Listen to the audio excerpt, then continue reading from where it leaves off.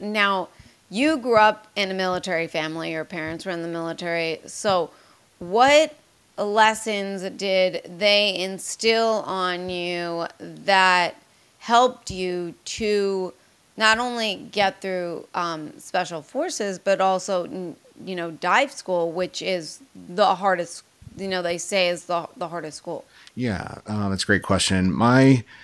My parents, I think I saw them. My dad was enlisted. My mom was an officer, and so I saw them getting through. I saw them the way they lived. I saw the way they carried themselves. I didn't see that anything was different in their lives, other than I think I was aware that seeing my mom as a black officer in the Air Force was a rarity, and being female as well. And so she climbed through the ranks, did very well in her 30-year career. And so I saw that. I saw the perseverance. I saw the dedication. I saw how they had to balance family and my interests, sports, and things like that. And I saw how they didn't. I don't think they compromised. Right? They didn't compromise their faith. They didn't compromise their belief system for promotions and things like that. And so those were important lessons. Growing up, because I moved so often, I went to three different. I moved every 3 years of my life until high school, and then when I got to high school, I went to three different schools. So I actually, at that point in high school, I'm like, I don't know what I'm going to do with my life, but I'm definitely not joining the military. Just because I didn't want to do that to my family. But I think after college, I really saw that I was being prepared for this life.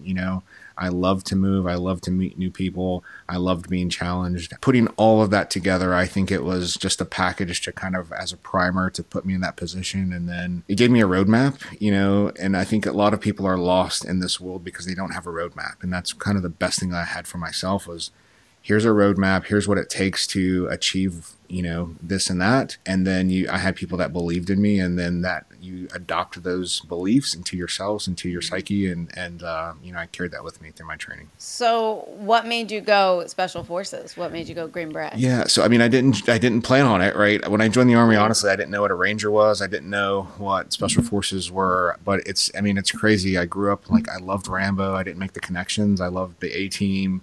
All of these types of movies and TV shows like Knight Rider, he was a former Green Beret, things like that. I loved those shows, and I gravitated toward those things and that type of life. But I didn't know how that would. So I think I was informed by what I watched and what I fell in love with. But when I joined the Army, my thought was I would be a chaplain assistant. I just wanted to serve. That was the point. And as I got in, I was physically fit, and I was a former collegiate athlete.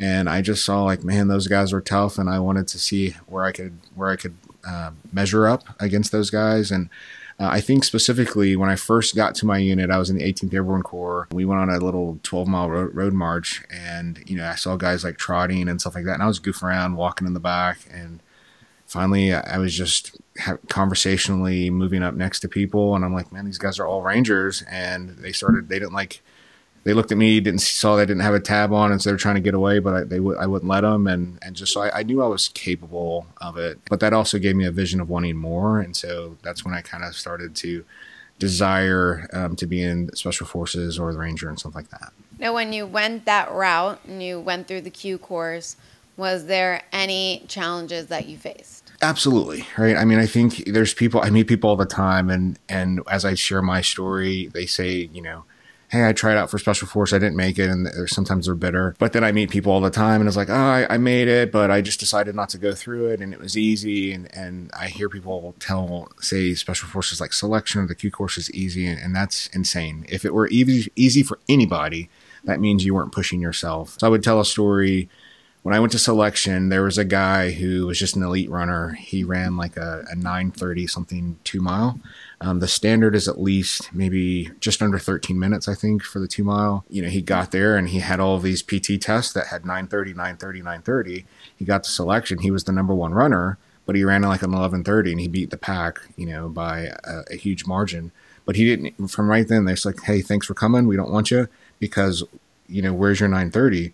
He was not giving his best, and that's what is required of you. You're required to do your best at all times, and not to save energy and things like that. But they want 100% and see what you can do with yourself, push yourself and challenge yourself.